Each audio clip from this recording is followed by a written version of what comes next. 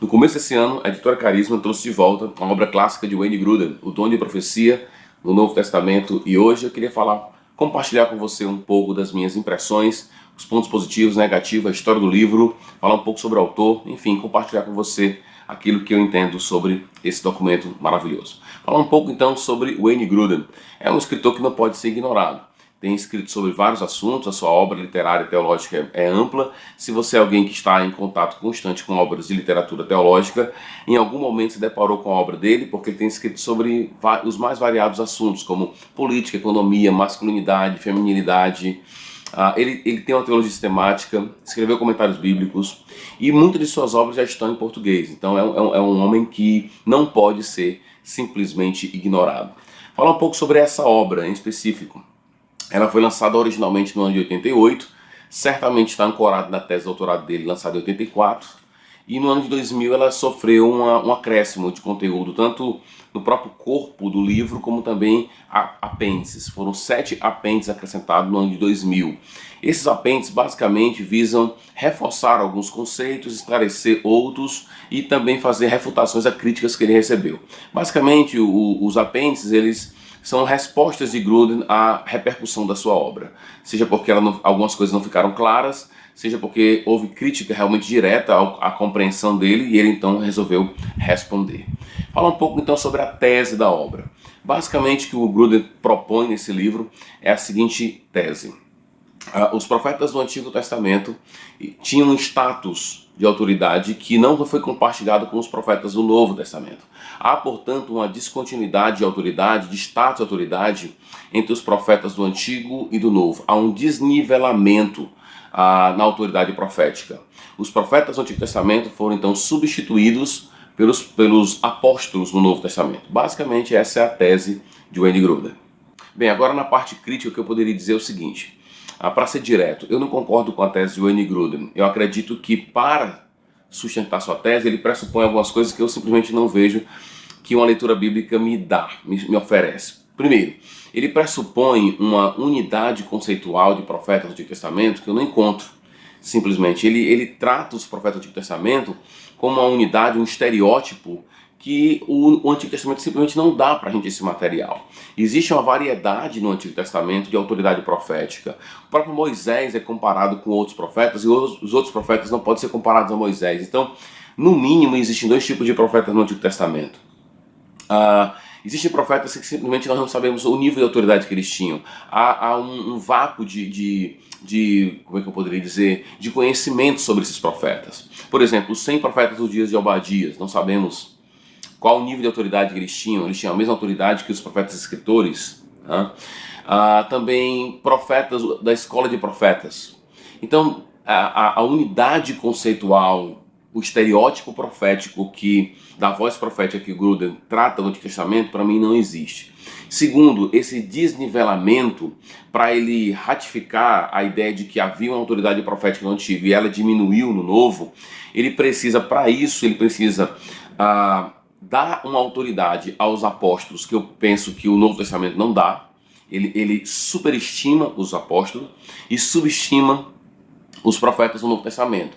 Para ratificar essa subestimação dos profetas do Novo Testamento, ele precisa então mostrar que eles erram e que eles são julgados. A questão é que nos profetas do Antigo Testamento você também encontra erros e você também encontra julgamento de profetas.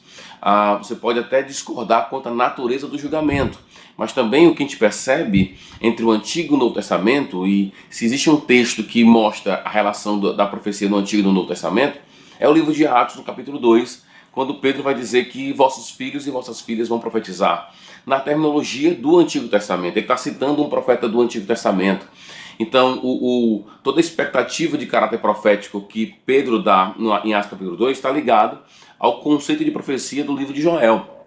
Então, o que eu consigo ver de distinção entre o Antigo e o Novo Testamento é uma expansão maior. E certamente isso tem implicações para o julgamento de profecia. O fato é que você não pode resolver a questão de autoridade e revelação, essa relação complexa entre revelação e autoridade, simplesmente apelando para um nome, para um dom, para um ofício, querendo resolver a questão de autoridade, dizendo, bem, é apóstolo? Se é apóstolo, então tem autoridade. Se é profeta, tem que ser julgado. Ou no Novo Testamento, ou no Antigo Testamento, é profeta, então tem um nível de autoridade. Você não resolve o problema de autoridade profética e a relação da autoridade profética com a revelação apelando a um ofício, a um dom, se é qual o seu entendimento sobre dons, e apóstolos e dons. Outra coisa, ele superestima os apóstolos. Ele vai dizer, por exemplo, na página 21, na página 26 dessa obra, que os profetas, os apóstolos, eles tinham autoridade exclusiva de escrever o Novo Testamento. E simplesmente não é verdade isso. Você encontra no Novo Testamento, basicamente 51% do Novo Testamento foi escrito por não apóstolos. E os outros 49% foi escrito por 3 apóstolos dos 12, e um que escreveu a maioria dos 49% era o apóstolo Paulo, que não fazia parte do grupo dos 12. Está longe de ser uma questão fácil simplesmente dizer que no Antigo Testamento o profeta tinha autoridade e no Novo é o apóstolo. E isso não é, digamos assim, fácil. Os apóstolos também eram sujeitos a julgamento. Você percebe isso quando lê a carta de Paulo aos Gálatas. A crítica que Paulo, por exemplo, faz a Pedro, e essa crítica foi feita por outro apóstolo, muito bem, mas essa crítica foi feita de forma pública.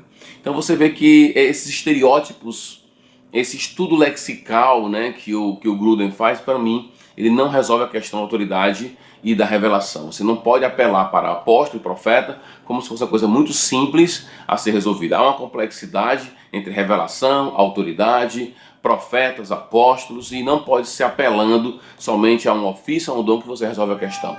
Existem elementos contextuais, existem elementos de conteúdo, de forma, que somados nos dão uma luz melhor sobre a relação entre revelação e autoridade.